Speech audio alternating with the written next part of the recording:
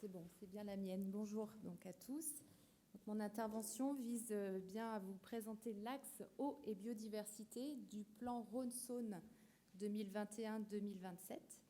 Et j'interviens parce que c'est l'Agence de l'eau Rhône-Méditerranée-Corse qui est l'animateur de cet axe. Alors vous le savez certainement, et puis comme l'a dit Laurent Roy en introduction, l'Agence de l'eau RMC est un établissement public du ministère de la Transition écologique qui agit pour la reconquête du bon état des eaux et des milieux aquatiques dans le cadre de la directive cadre sur l'eau. Les redevances sur le principe pollueur-payeur ou préleveur-payeur permettent de financer des actions pour une gestion durable des ressources en eau. Notre territoire d'action, vous le voyez à droite de la diapositive, couvre le quart sud-est de la France. Ça représente 25% du territoire national. Ça concerne 16 millions d'habitants et comprend environ 13 000 km de cours d'eau, ainsi qu'une richesse en espaces naturels et milieux aquatiques à restaurer ou préserver. Avant d'en venir spécifiquement à une présentation du plan Rhône-Saône, quelques éléments de contexte de la politique de l'eau sur le bassin, avec ces quelques chiffres illustratifs des enjeux. Une politique de l'eau, comme le disait Laurent Roy, qui s'améliore. 52% des rivières en bon état en Rhône-Méditerranée, 86% en Corse, et des progrès spectaculaires qui ont été accomplis grâce à des stations d'épuration plus performantes. En 25 ans, la quantité de pollution organique présente dans les cours d'eau en moyenne était divisée par 20 pour l'ammonium et par 10 pour le phosphore. Pour autant, il reste des points noirs pour retrouver le bon état des eaux. Il s'agit de travailler à des problématiques de qualité, toujours, qui persistent face à des problèmes du fait de pollution par temps de pluie et pollution également par les pesticides et substances chimiques. Il faut également améliorer l'état morphologique des rivières, puisque la moitié des cours d'eau sont des rivières artificialisées par l'homme, et travailler pour rétablir la circulation piscicole et sédimentaire en raison de nombreux obstacles qui empêchent et qui entravent cette circulation. Enfin, du fait de prélèvements excessifs pour près de 40% des cours d'eau, l'enjeu quantitatif est plus que jamais d'actualité dans un contexte de changement climatique. Donc c'est pour répondre à ces enjeux que le 11e programme de l'agence a été voté pour 2019-2024. Un budget voté donc au départ avant révision à mi-parcours de plus de 2,6 milliards d'euros et qui consacre notamment plus de 500 millions d'euros pour restaurer les rivières, restaurer les zones humides et les habitats marins et pour préserver la biodiversité avec pour objectif technique de redonner par exemple un fonctionnement plus naturel à plus de 300 km de cours d'eau, de restaurer 10 000 hectares de zones humides, de décloisonner les rivières en travaillant sur 500 seuils. Voilà, donc je vous ai parlé de ces éléments généraux sur la politique pour le bassin et je vous propose maintenant de zoomer sur le fleuve Rhône. En effet, donc depuis 2003, suite à des inondations particulièrement dévastatrices et meurtrières, les acteurs du Rhône ont décidé de se doter d'un plan d'action pour cette colonne vertébrale du bassin. Le périmètre concerné traverse 4 régions et concerne la vallée alluviale du fleuve et de son affluent, la Saône. C'est un projet de long terme puisque depuis une stratégie élaborée en 2005, 2 plans se sont succédés de 7 ans et le 3e est en cours de préparation. On espère son approbation fin d'année 2021, peut-être début 2022. Donc l'objectif est de permettre la transition écologique des territoires liés au fleuve et du fleuve et de coordonner les actions des partenaires qui agissent sur le Rhône. Alors pourquoi agir sur le Rhône ? C'est un fleuve, le premier fleuve de France pour son débit, qui a été très aménagé pour permettre la navigation, pour permettre la production d'électricité, que ce soit hydroélectricité ou électricité nucléaire, et pour permettre l'irrigation. Et ces aménagements ont eu pour conséquence une dégradation de l'état du fleuve. Les activités humaines qui génèrent des pollutions de la qualité des eaux. Une chenalisation du lit également a été observée suite à l'endiguement et à la création des épis, ce qui a conduit, le Rhône étant coupé de ses berges, à une banalisation des habitats. Par ailleurs, on connaît aussi les problématiques d'axes de migration coupés. Aujourd'hui, il faut en plus rajouter des questions qui se posent quant à l'évolution de l'hydrologie du fleuve dans un contexte de changement climatique. Donc, pour autant, des progrès ont été accomplis depuis 20 ans. On note une amélioration de la qualité avec aujourd'hui moins de pollution, que ce soit organique ou de pollution par les substances. Des projets de restauration ont été menés pour permettre de retrouver un caractère plus naturel. Sur le plan précédent, par exemple, 16 km de secteurs du Rhône ont été restaurés. L'aménagement de passes, une vingtaine ont été aménagés sur le Rhône au cours du plan précédent. 600 hectares de zones humides ont été restaurés, si bien qu'aujourd'hui, le SDAGE n'identifie plus de masse d'eau qui soit en état soit mauvais, soit médiocre, ce qui n'était pas le cas il y a quelques années. Pour autant, sur les 26 masses d'eau que comprend le fleuve, seulement 6 aujourd'hui sont en bon état ou bon potentiel, si bien que ce programme de restauration est donc à poursuivre en s'appuyant sur les expériences acquises lors des projets précédents et en s'appuyant sur 2 outils de politique publique que sont un contrat de plan État-région et un programme opérationnel. Le contrat de projet État-région, c'est un outil piloté par les services de l'État, services de la préfecture, le SGAR, le secrétariat général pour les affaires régionales. Et il mobilise de nombreux partenaires, donc que ce soit la Compagnie nationale du Rhône, EDF, les 4 régions, l'Agence de l'eau, VNF, les départements également, des collectivités. Et en parallèle de ce contrat de plan État-région, un programme opérationnel permet de mobiliser les fonds européens FEDER, le Fonds européen pour le développement rural. Ce programme-là est piloté par la région Aura pour le compte des 4 régions traversées par le Rhône et se concentre sur certains sujets en ce qui concerne l'eau et la biodiversité. Il s'agit de la connaissance et des zones humides. Globalement, le futur plan s'articule autour de 7 axes. Vous les avez sur la partie gauche. Donc, pour permettre une transition écologique des territoires liés au Rhône, je le disais, l'ambition, elle est bien de renforcer la conciliation des activités humaines et des milieux qui les supportent et les permettent. Donc, au-delà d'axes un peu plus historiques, je vais dire, qui concernent la lutte contre les inondations, l'éducation à l'environnement, le tourisme à travers la valorisation d'un itinéraire cyclable le long du Rhône tel que la Via Rhôna. 3 nouveaux volets sont soit renforcés, soit voient le jour. Donc, celui qui vise à faire du transport fluvial un transport plus performant, celui qui vise à une transition énergétique et celui qui vise à favoriser une agriculture plus résiliente.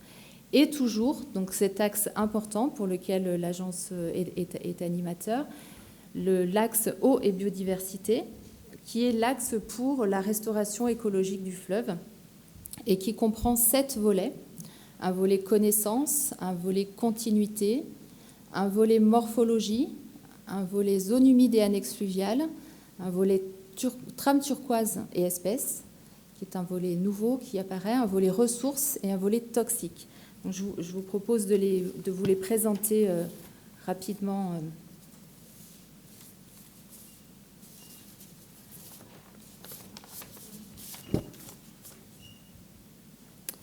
Donc pour cet axe eau et biodiversité, globalement, il s'agit de poursuivre, je le disais, le programme de restauration qui était engagé depuis 20 ans, qui s'appuie en s'appuyant sur l'expérience acquise et en intégrant les nouveaux enjeux. Donc ce premier volet de l'axe, le volet connaissance, il est important parce que c'est celui qui accompagne et qui guide les autres volets, finalement.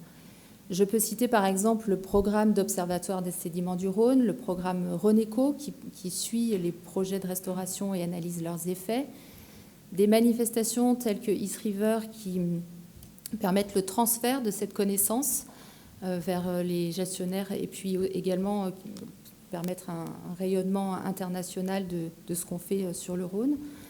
Le suivi des poissons migrateurs, des études ponctuelles, voilà, c'est toute cette connaissance qui permet d'évaluer les actions menées, d'identifier ce qui marche, ce qui ne marche pas, et qui permet de guider l'action. Et elle est d'autant plus importante qu'elle est menée sur du long terme. On dispose aujourd'hui d'un jeu de données historiques d'une vingtaine d'années, de plus d'une vingtaine d'années, qui permet un suivi de l'efficacité des travaux. Les objectifs donc, en matière de connaissance, c'est toujours de poursuivre l'amélioration de la connaissance et de la compréhension des phénomènes sur le fleuve Rhône. Et puis va être développé dans ce nouveau plan un volet connaissance qui va concerner la Saône avec des enjeux spécifiques sur ce secteur du Rhône. Il s'agira aussi de valoriser et capitaliser la connaissance acquise et assurer son transfert aux différents acteurs et de définir des zones de sauvegarde au sein des ressources stratégiques pour l'eau potable. Ensuite, les deux volets continuité et morphologie de l'axe concernent véritablement les travaux eux-mêmes, ceux qui concourent et qui permettent d'améliorer le bon état ou beau potentiel du fleuve.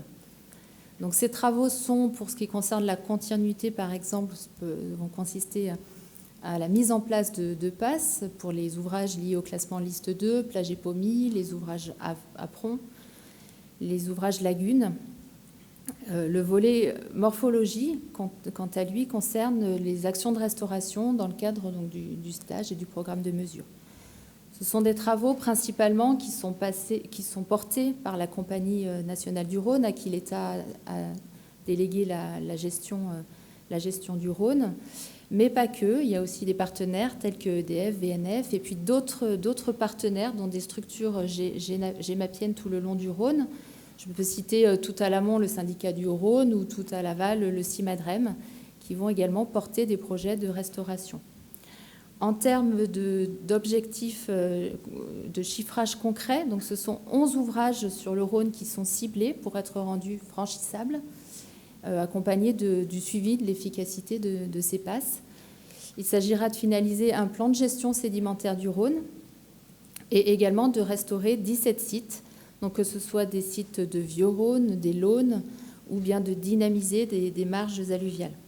Donc on se sert pour tous ces travaux, encore une fois, de l'expérience capitalisée grâce aux projets déjà conduits, pour définir les projets qui permettent de restaurer des habitats fonctionnels. Les deux volets suivants donc, sont liés. Pour les zones humides, il s'agit de restaurer 800 hectares de zones humides.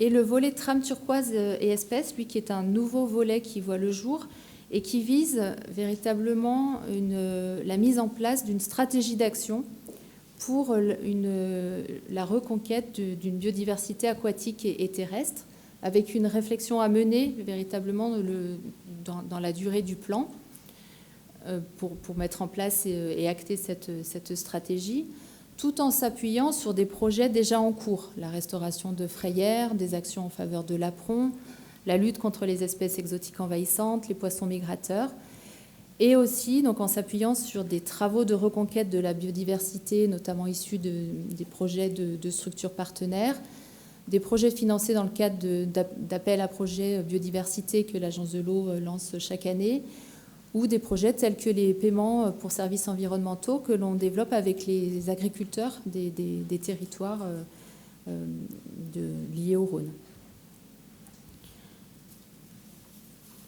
Donc, le volet ressources, quant à lui, est développé donc, dans un contexte d'une hydrologie du Rhône actuellement favorable, mais avec des perspectives alarmantes du fait du changement climatique et puis de la perspective qu'il entraîne en termes de nouveaux besoins. L'objectif, c'est de préserver cet équilibre quantitatif face au changement climatique en maîtrisant ou en réduisant les prélèvements, en particulier sur les secteurs géographiques en déficit. Dans le cas du Rhône, seul un secteur est en déficit, il s'agit de la nappe de péage de Roussillon. Et pour ce secteur, il s'agira de finaliser et d'adopter, puis de mettre en œuvre un plan de gestion de la ressource en eau de façon à maîtriser et réduire les prélèvements d'eau et de rétablir l'équilibre quantitatif de cette nappe. Donc en matière de gestion quantitative, dans le cadre du plan Rhône, on visera aussi la mise en œuvre des actions de préservation des zones de sauvegarde au sein des zones stratégiques pour l'eau potable. Et puis, poursuivre, c'est important, les acquisitions de connaissances, avec notamment une étude de l'hydrologie du fleuve Rhône sous changement climatique, qui est conduite sur les années 2021-2022. Pour finir, donc voilà une synthèse financière et le budget qui est alloué pour ce volet eau et biodiversité du plan Rhône. Ce sont 125 millions d'euros prévus, donc sur les à peu près 900 millions d'euros, si je ne me trompe pas, du plan Rhône. Donc, c'est l'équivalent du budget qui avait été alloué sur la période précédente et qui avait été réalisé quasiment dans son intégralité, puisqu'on était sur un taux de réalisation de 90%. Et ces travaux sont cofinancés par l'Agence de l'eau, le FEDER, la Compagnie nationale du Rhône, l'EDF, les régions, les départements. Et vous avez là en diagramme la répartition sur les différents volets que je vous ai présentés. Donc vous voyez que la majorité des crédits sont consommés par les travaux, donc que ce soit zone humide, morphologie, continuité, ainsi que la connaissance qui les accompagne. Et on voit apparaître ces nouveaux volets qui montent en puissance, que ce soit la biodiversité, la gestion quantitative. Vous avez en bleu, c'est le budget consacré dans l'ancien plan, et en rouge, le nouveau. Et on voit que la problématique toxique, du fait des progrès accomplis jusqu'à maintenant, ça devient un enjeu un petit peu moins sur le devant de la scène, on va dire. Voilà, donc ça c'est le budget. Et j'en ai terminé. Je vous remercie pour votre écoute.